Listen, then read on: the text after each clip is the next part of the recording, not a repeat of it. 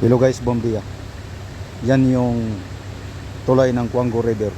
Diyan dumadaan yung mga heavy equipment sa mga articulated truck na may karga na kaskalyo na mayroong diamante na dinadala sa Labaria Processing Plant.